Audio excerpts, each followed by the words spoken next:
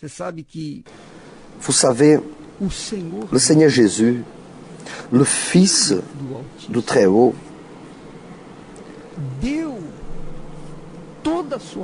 a mis toute sa force, donné toute sa vie pour nous. Il était le propre Dieu, mais lui-même faisait la volonté du Père. Ça, c'est si vrai que, si vous observez bien, le Notre Père que Jésus nous a appris à prier, cette prière qui est un modèle, Jésus a dit que ton règne vienne, que ta volonté soit faite sur la terre comme au ciel. Alors, beaucoup de personnes passent à côté de cette parole de Jésus, de cet enseignement de Jésus. Que ton royaume vienne et que ta volonté soit faite. À un autre moment, quand Jésus était dans la plus profonde tribulation, là-bas au Gethsemane, il a prié 3 fois au Père, la même prière, en lui demandant de faire sa volonté. Il a dit,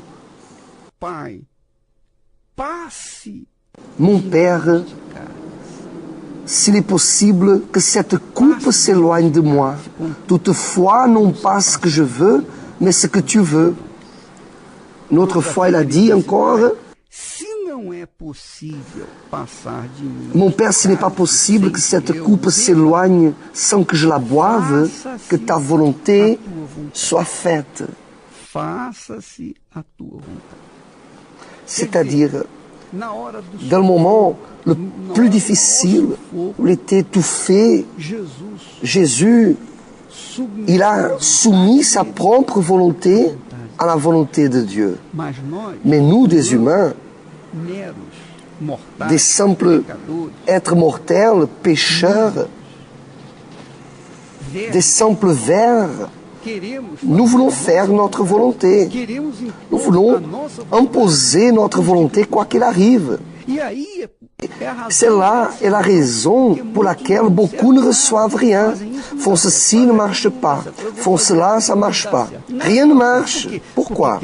Parce qu'ils ne font que sa propre volonté.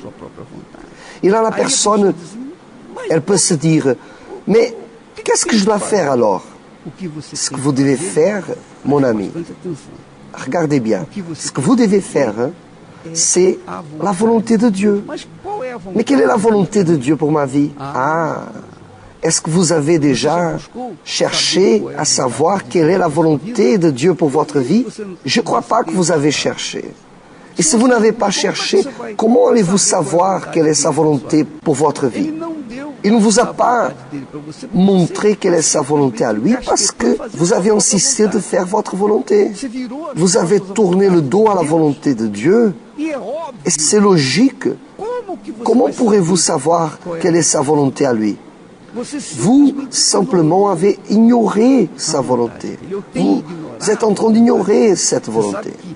Vous savez que David a été un pécheur comme nous. Mais le cœur de David était un cœur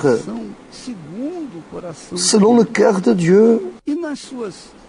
Et dans ses prières, dans une des prières, dans un psaume, David a dit, je veux faire ta volonté, mon Dieu, et ta loi est au fond de mon cœur. C'est-à-dire, David prenait plaisir à faire la volonté de Dieu. Une autre fois, il a dit, enseigne-moi à faire ta volonté, car tu es mon Dieu. Que ton bon esprit me conduise sur la voie droite.